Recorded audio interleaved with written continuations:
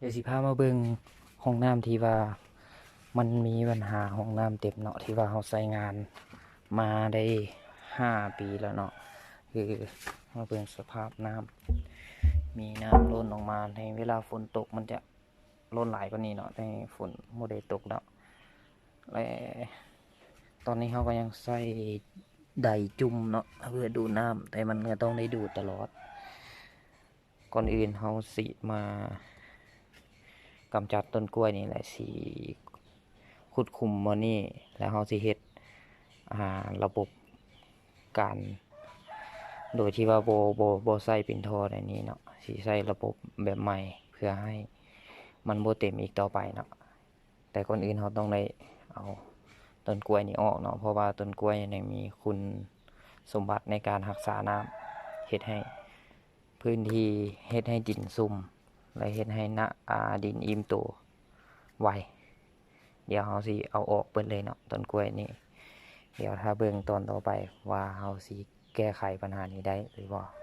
การกักเกี่ยมเนาะเขาก็คุดทั้งข้างห้องน้ำที่ว่ามันเต็มตัวนี้การกักเกี่ยมตัวนี้ขนาดความลึกก็ประมาณอยู่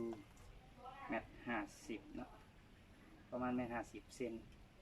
ดีแท้ก็อยากให้เล็กกว่านี้ก็จะเป็นการดีแต่ว่าหลังจากนั้นเขาจะใส่ท่อฟีลอยด์มาวางแล้วเอาหินลงจากนั้นจะเจาะเสื่อมต่อเพื่อให้น้ำมันออกมานี้แล้วมันจะซึมต่อไปเอาเบิ่งขั้นตอนต่อไปเนาะหลังจากที่เราขุดได้เรียบร้อยเนาะเราก็จะใส่หินเนาะใส่หินตัวที่ว่ามันบ่เปื่อยเนาะถ้าตินไม้จะบ่แนะนำให้ใส่เนาะเพราะว่ามันเวลามันโดกมันจะนั่นเพราะก้อนหินมันจะเฮ็ดให้มันมีช่องว่างเฮ็ดให้น้ำซึมได้ง่ายเราก็ทิ่มลงไปเลยเนาะใส่ลงไปเลยหรือว่าเป็นยางพลาสติกตุกน้ำต้องถ้าตุกน้ำนี่ต้องได้ใส่น้ำ1 ส่วนเพื่อบ่ให้มันยุบเพื่อให้มีช่องว่างแล้วเขาจะมีท่อแบบซีเพื่อระบายอากาศเวลาระบายอากาศขึ้นเนาะน้ำลงไปอากาศดันอากาศขึ้นมาจะเฮ็ดให้น้ำซึมลงได้ง่ายขึ้นเขาจะใส่ตัวนี้ไปจนเต็มเนาะเอาหินลงหินใหญ่ลงจนเต็มเนาะแล้วเอาหินน้อยลง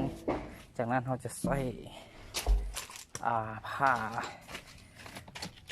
ตะนางเนาะแพตะนางที่ว่านั้นหรือว่าด่างที่นี่ลงมะปูก็ได้เนาะมะปูเพื่อกันขี้ดินลงมาอัดหูซองวางเขาจะปูแล้วเขาจะใส่หินปูทับอีกสั้นหนึ่ง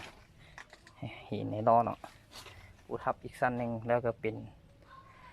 การที่สำเร็จเนาะในการเฮ็ดห้องน้ำให้มันโบเต็มอีกต่อไป